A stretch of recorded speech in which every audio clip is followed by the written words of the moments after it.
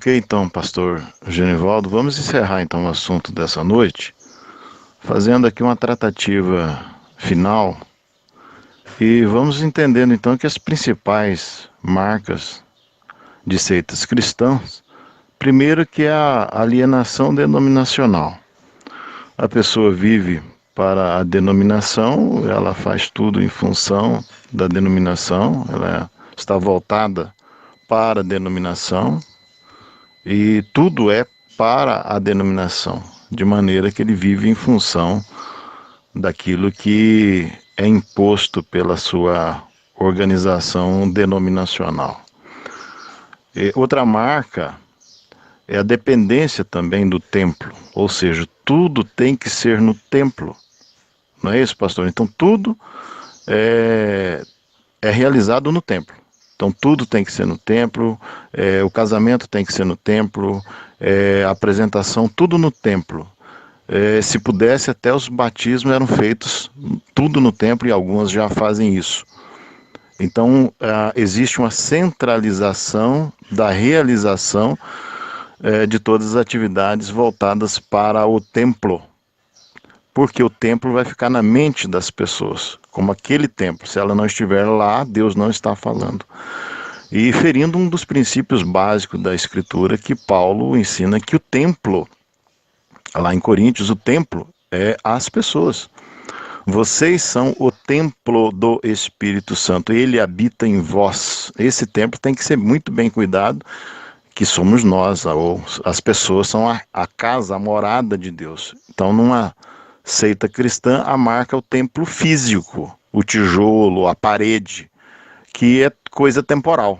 E Deus, ele habita no templo ser humano.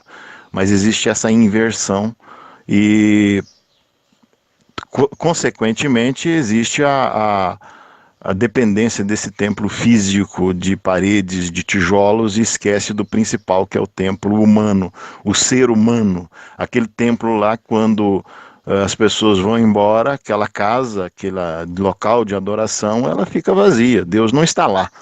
Deus está dentro das pessoas. Esse é o verdadeiro templo, né? Outra marca é o endeusamento dos líderes. Os líderes, eles são endeusados, são vistos como os representantes diretos de Deus, e a fala deles, mesmo que às vezes contrariando a própria palavra, eles estão certos, eles passam por cima das escrituras, da palavra, como sendo donos delas, né?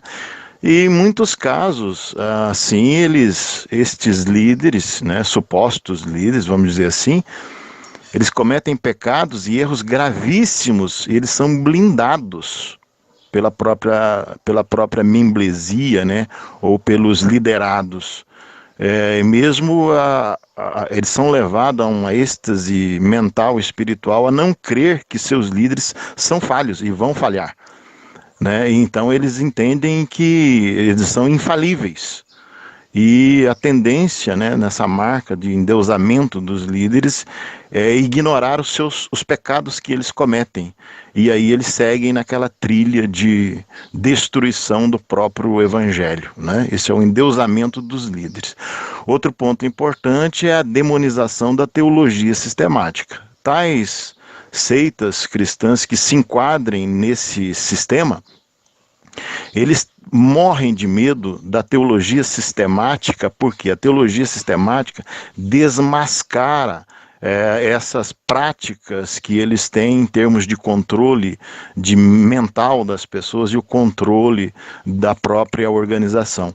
Então eles demonizam a teologia sistemática, eles são contra a teologia sistemática, eles não aceitam, porque a teologia sistemática vai colocar cada um no seu devido lugar, né? Então eles procuram a demonização, então eles impõem esse medo aos seus liderados, que eles não procurem estudar, que eles não procurem aperfeiçoar o seu conhecimento a respeito da palavra, né? Porque a teologia, ela é uma ferramenta importante para aquele que é salvo.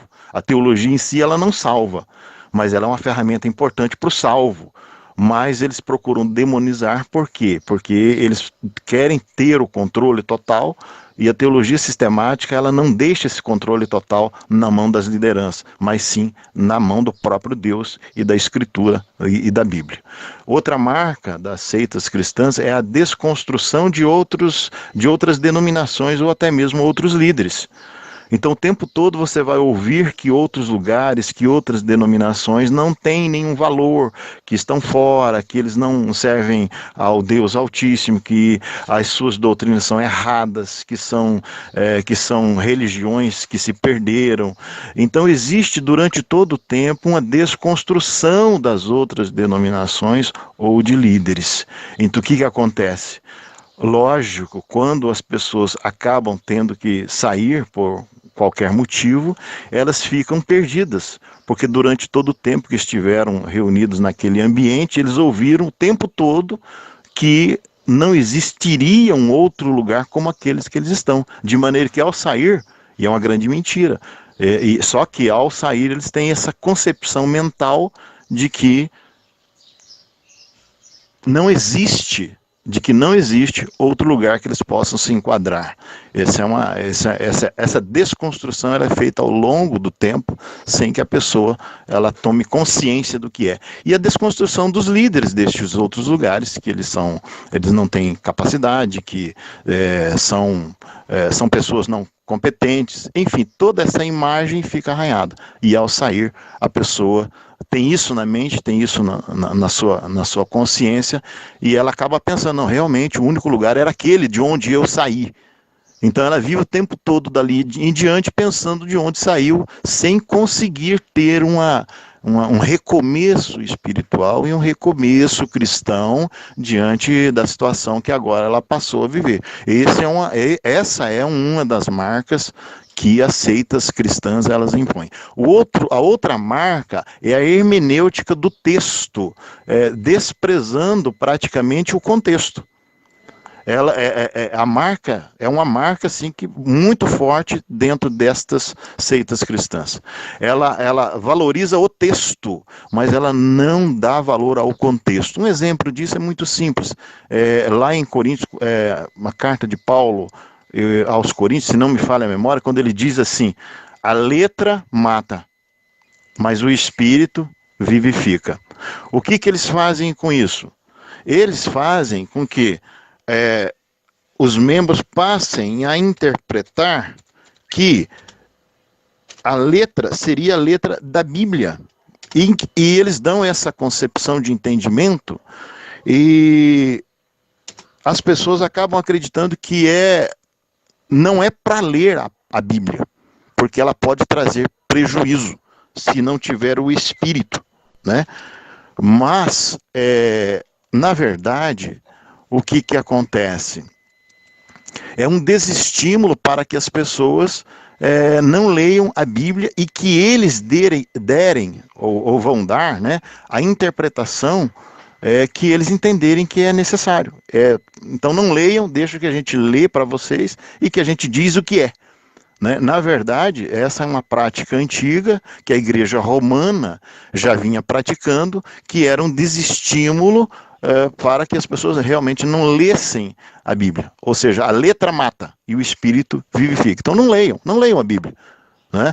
Esse era um desestímulo para que não fosse lido. E o contexto disso é completamente diferente. Ali é uma explicação de Paulo, explicando, né, para aquelas pessoas que ali estavam naquela região, que a letra da lei mosaica estava matando, e eles estavam morrendo pela letra da lei mosaica, ou a Torá, né, num sentido mais estrito. A Torá não era para ler daquela maneira, que a lei, a Torá, ela estava matando eles no entendimento, porque a lei dizia uma coisa a respeito da salvação, e Cristo estava dizendo outro, ou seja, era um confronto entre a letra da lei mosaica e a graça de Deus sendo derramada sobre as pessoas, que era para sair sobre o tacão da lei e entrar sobre o manto da graça.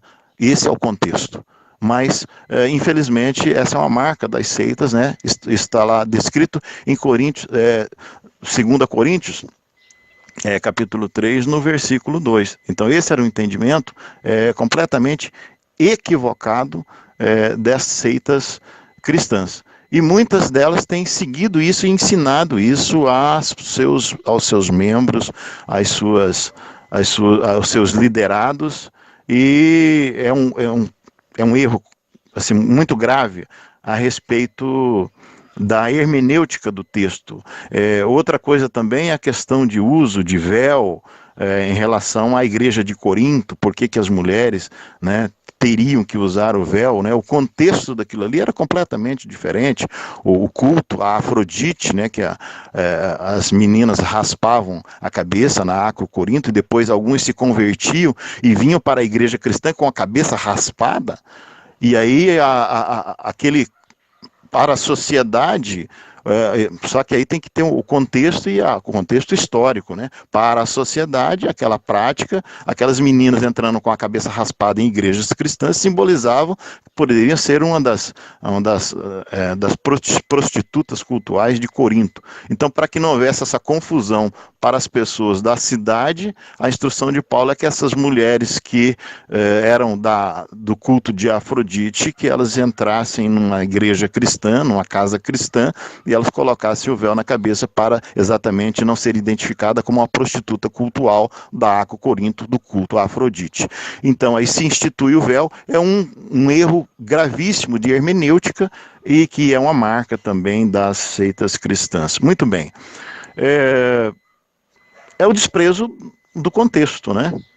E o que nós podemos fazer, né, em relação a isso? O que dá para ser feito, né? Quando você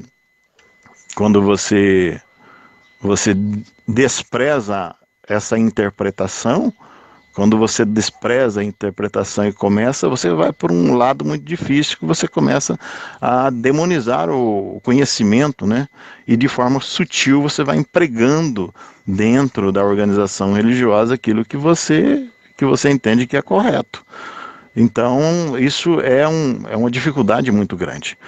E outra coisa que eles acabam fazendo, né, que é uma marca também, é que você acaba endeusando os seus líderes a cada dia mais. De maneira que o próprio líder, ele não pode ser tocado, né? Aquele líder é intocável, mas ele está cometendo às vezes coisas abomináveis, mas ele está blindado. Bom, o que fazer? Então, primeiro, acreditamos que o que a pessoa tem que fazer. Então, as sugestões. Vai saindo aos poucos, sem que ninguém perceba. Vai deixando de ir. Não dê lado para aquilo que irão falar. O importante não é o que as pessoas falam de você. O importante é o que Deus fala de você. O que Deus fala, isso é importante. E a segunda sugestão seria: ignore possíveis maldições que lhe serão impostas por estar saindo. Não são as pessoas que vão te justificar. Quem tem que te justificar é Deus. Como dizem Romanos, é Deus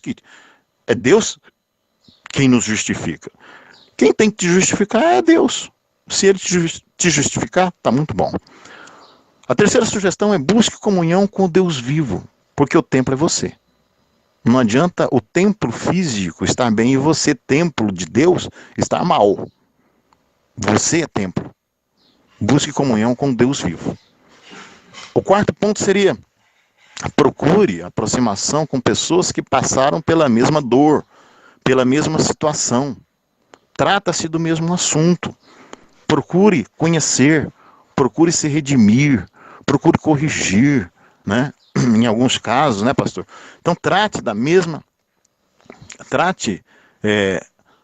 de procurar pessoas que sofreram o mesmo problema, o mesmo trauma.